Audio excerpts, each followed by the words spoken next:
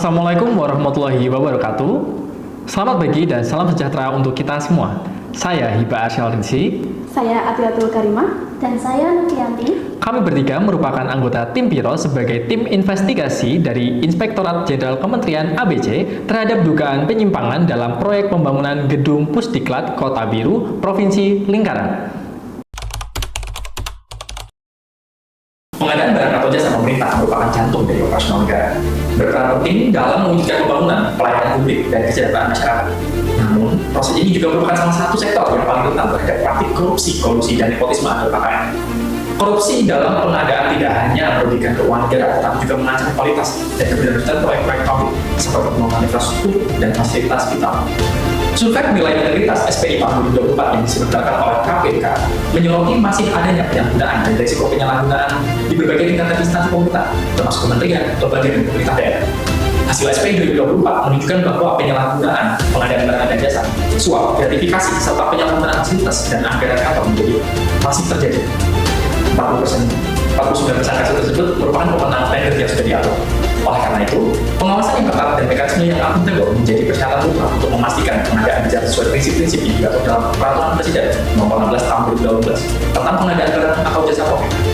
Meskipun kantor hukum telah ditetapkan, kasus-kasus penyimpangan masih sering ditemukan. Salah satu contoh kasus yang menarik untuk dianalisis sesuai dengan kasus yang ada pada dugaan penyimpangan yang terjadi dalam proyek pembangunan gedung Pusat Pendidikan dan Pelatihan atau Pusdiklat di Kota Biru. Berdasarkan informasi yang diterima oleh Inspektorat Jenderal Kementerian ABC, terdapat indikasi kuat adanya persekongkolan tender dan gratifikasi yang melibatkan oknum pejabat Saudara Fulan Hanuman atau FH dan pihak swasta oleh PT Unggul Bangun Abadi atau PT. Dugaan penyimpangan ini terungkap melalui serangkaian informasi mulai dari arahnya tidak etis dari Saudara FH untuk memenangkan PT UGA, hubungan personal yang tidak profesional antara Saudara FH dan pemilik PT UGA, Saudara Budi Cahya atau UC, hingga penerimaan hadiah mahal dari uang tunai setelah proyek selesai. Kasus ini menggambarkan bagaimana penyalahgunaan wewenang dan konflik kepentingan dapat merusak integritas proses pengadaan, mulai dari tahap perencanaan hingga pelaksanaan kontrak. Oleh karena itu, pada kali ini kita akan mengupas tuntas kasus tersebut untuk menganalisis pelanggaran hukum dan etika yang terjadi, serta merumuskan rekomendasi untuk perbaikan sistem yang lebih baik. Dari informasi awal, kronologi kasusnya meliputi yang pertama pada 22 Desember 2022, awal mula terungkap bukti percakapan WhatsApp dari Saudara Fulan Hanuman atau FH, Kepala Bagian Umum yang mengarahkan bawahannya untuk membereskan agar PT UGA memenangkan lelang. Ini mengindikasikan adanya intervensi tender. Sepanjang 2023, hubungan dekat antara Saudara FH dan pemilik PT UGA, Saudara Unggul Cahya atau UC terjalin. Saudara FH menerima hadiah-hadiah non-formal seperti parcel dan paket umroh yang diduga kuat sebagai gratifikasi.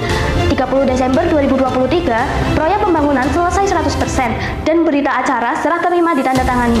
4 Januari 2024, Kementerian ABC menerima aduan dari masyarakat yang menjadi pemicu dilakukannya pengawasan oleh Inspektorat Jenderal atau Itjen. 15 Januari 2024, tim Itjen melakukan pengawasan langsung dan merekam pertemuan antara Saudara FH dan Saudara UC di sebuah mal. Saudara FH terlihat menerima goodie bag yang diduga berisi uang tunai. 1 Februari 2024, laporan hasil kegiatan pengawasan pendahuluan diterbitkan, merekomendasikan investigasi formal. Berikut pihak-pihak yang terkait bisa dilihat pada tabel. Dugaan intervensi lelang. Pesan WhatsApp dari Saudara FH adalah bukti kuat adanya pengaturan tender. Ini melanggar prinsip transparansi dan persaingan sehat yang diatur dalam Perpres Nomor 16 Tahun 2018. Dugaan gratifikasi, pemberian hadiah non-formal dan goodie bag berisi uang dari Saudara UC kepada Saudara FH mengindikasikan adanya gratifikasi atau suap. Ini merupakan pelanggaran serius yang diatur dalam UU Nomor 20 Tahun 2001. Pemberian ini menunjukkan adanya konflik kepentingan antara jabatan dan hubungan pribadi. Potensi kerugian negara. Apabila terbukti, penyimpangan ini berpotensi menyebabkan kerugian negara baik dari sisi efisiensi proyek maupun kualitas pekerjaan yang dihasilkan. Analisis terkait kasus dugaan penyimpangan dalam pengadaan pembangunan gedung Pusdiklat, studi kasus Kementerian ABC. Ada 2 teori yang akan digunakan, yaitu yang pertama fraud theory dan yang kedua fraud hexagon theory. The Association of Certified Fraud Examiners (ACFE) dalam 2022 report to the Nation mengklasifikasikan tindak kecurangan menjadi 3 tingkatan sebagai berikut. Yang pertama, asset misappropriation, yang kedua fraudulent statement, dan yang ketiga corruption. Asset misappropriation merupakan bentuk fraud yang terjadi ketika seseorang menyalahgunakan, mengalihkan, atau mengambil aset milik organisasi secara tidak sah untuk kepentingan pribadi. Dari kasus dugaan penyimpangan yang ada, kecurangan jenis ini melibatkan pelaku dari tingkat operasional hingga manajerial dan dapat merugikan organisasi secara langsung melalui kehilangan aset atau gangguan operasional. Fraudulent statement adalah kecurangan yang dilakukan melalui penyajian laporan atau informasi yang tidak sesuai dengan fakta, baik dalam bentuk laporan keuangan, laporan manajemen, maupun dokumen lainnya. Corruption dalam konteks fraud di teori mengacu pada penyalahgunaan wewenang atau jabatan oleh individu dalam organisasi untuk mendapatkan keuntungan pribadi atau untuk pihak lain yang memiliki hubungan kepentingan. Teori yang kedua yaitu fraud hexagon theory. Teorinya dikembangkan oleh Georgios L. Fousinas pada tahun 2019. Teori ini terdiri dari 6 elemen yang mempengaruhi terjadinya kecurangan, di antaranya tekanan, kapabilitas, peluang, rasionalisasi, ego, dan kolusi. Adanya situasi atau kelemahan dalam pengendalian internal yang memungkinkan seseorang melakukan fraud tanpa mudah terdeteksi atau dihentikan. Kesempatan atau opportunity terbuka lebar akibat lemahnya pengawasan internal memberi ruang bagi intervensi antara saudara FH dalam proses lelang tersebut dengan saudara UC. Proses pembenaran secara moral atau logis dari tindakan kecurangan. Pelaku merasa tindakannya wajar, sah, atau terpaksa. Rasionalisasi muncul dari anggapan bahwa hadiah ini adalah balas jasa biasa. Adanya dorongan internal atau eksternal yang mendorong seseorang melakukan fraud, seperti kebutuhan finansial, tuntutan pekerjaan, atau target yang tidak realistis. Tekanan atau pressure muncul dari ekspektasi atau dorongan tak tertulis untuk membantu pihak tertentu, terutama dalam relasi pribadi antara saudara FH dan saudara UC. Kemampuan individu untuk melakukan kecurangan, termasuk akses, pengetahuan, kecerdikan, dan posisi dalam organisasi yang memungkinkannya mengendalikan atau memanipulasi sistem. Tampak jelas bahwa saudara FH ini tahu celah sistem, punya posisi yang strategis, dan mampu mengatur semuanya lewat jalur informasi yang tanpa menimbulkan kecurigaan.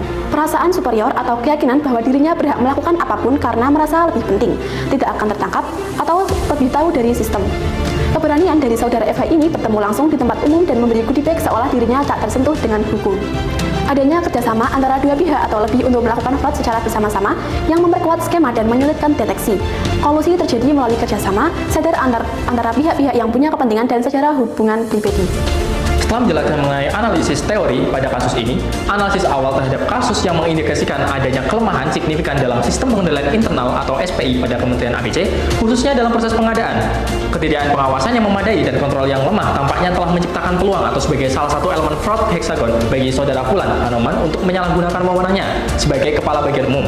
Perintahnya kepada bawahan saudari WI untuk membereskan lelang menjadi bukti nyata bahwa SPI tidak mampu mencegah intervensi dari pihak-pihak yang tidak berhak.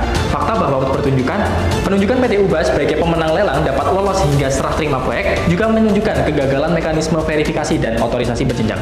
Kelemahan ini menjadi celah utama yang dimanfaatkan oleh saudara FH untuk menjalankan skema kolusi dan suapnya. Perbandingan atau benchmarking prosedur pengadaan berdasarkan kasus tersebut. Berikut adalah perbandingan antara prosedur pengadaan yang seharusnya ideal dengan kondisi yang diduga terjadi di Kementerian ABC, seperti pada tabel berikut ini.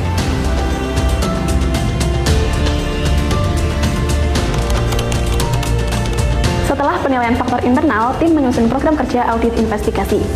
Program kerja audit investigasi ini disusun sebagai sebuah rencana komprehensif untuk mengungkap dugaan suap dan kolusi yang melibatkan saudara Fulan Hanoman dalam proyek pembangunan gedung Pusdiklat. Rencana ini terbagi menjadi beberapa tahapan yang saling mendukung. Terakhir, tim akan melaksanakan inspeksi fisik di lokasi gedung Pusdiklat. Prosedur ini bertujuan untuk membandingkan spesifikasi bangunan yang tertera dalam kontrak dengan kondisi fisik di lapangan. Pertama, tim akan melakukan inspeksi dokumen secara menyeluruh dengan mengumpulkan seluruh arsip pengadaan, mulai dari rencana kerja dan syarat atau RKS, harga perkiraan sendiri atau HPS, dokumen penawaran semua peserta, hingga berita acara serah terima. Tujuannya adalah untuk mengidentifikasi adanya penyimpangan prosedural atau manipulasi yang mengarahkan pada pemenangan PT Unggul Bangun Abadi atau PT UB. Selanjutnya, analisis forensik digital dan keuangan menjadi kunci untuk melacak bukti di luar dokumen resmi. Tim akan bekerja sama dengan spesialis forensik untuk memverifikasi keaslian tangkapan layar percakapan WhatsApp antara saudara Fulan Hanoman dan saudara WI. Di saat yang sama, tim akan menelusuri mutasi rekening bank saudara Fulan Hanoman dan saudara Unggul Cahya untuk mencari dan melacak transfer dana mencurigakan yang terjadi. Kemudian, wawancara terstruktur akan dilakukan untuk mengonfirmasi semua temuan yang didapat dari dokumen dan data digital. Laporan audit internal investigatif. Atas pemeriksaan investigatif dugaan korupsi proyek pembangunan gedung Pusdiklat di Kementerian ABC, melalui 6 bagian, yaitu pendahuluan, dasar hukum dan pedoman audit, metodologi audit, temuan audit, analisis dan kesimpulan, dan rekomendasi.